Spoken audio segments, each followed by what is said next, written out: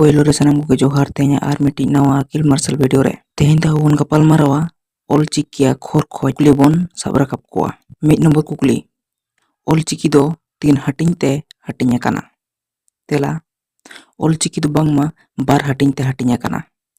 ओना दो हुयुग कना आड़ांग चिकी आर जापा चिकी जहां दो टुडा चिकी मेनते बन मेताआ। बार नंबर कुकली आड़ांग चिकी दो तीन हाटिंग ते हाटिंग गानोआ। ओंडे जहां बार हाटिंग ते हाटिंग लेना आड़ांग चिकी आर जापा चिकी ओना मुद्रा आड़ांग चिकी दो तीन हाटिंग ते हाटिंग गानोआ। तेला आड़ांग चिकी दो बांगमा बार हाटिंग ते हाटिंग गानोआ।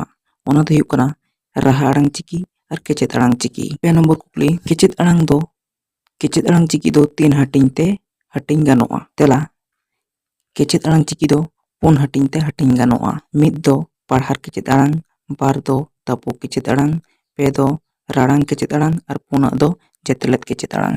कुली नंबर पुन ऑलचिकी दो ओका सेद खन ओका सेद बन पढ़ाव इदिया।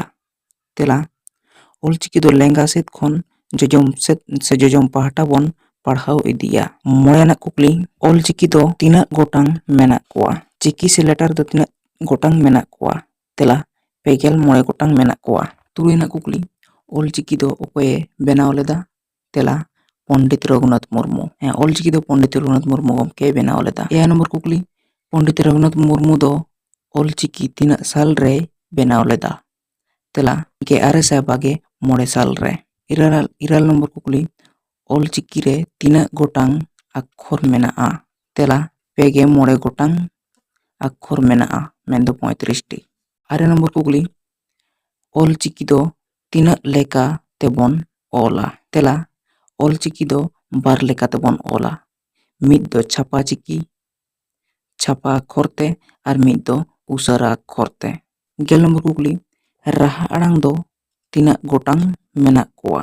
तेला तुरुई गोटांग मेनदो 6 टी मेना कोआ राहा आड़ांग दो। केचेत आड़ांग दो तीना गोटांग मेना कोआ। तेला बागे मोड़े गोटांग मेना कोआ। केचेत आड़ांग दो तीना मेना कोआ बागे मोड़े गोटांग। गेबार नंबर कुकली जापा चिकी दो तीना गोटांग मेना कोआ। तेला मोड़े गोटांग मेना कोआ जापा चिकी दो।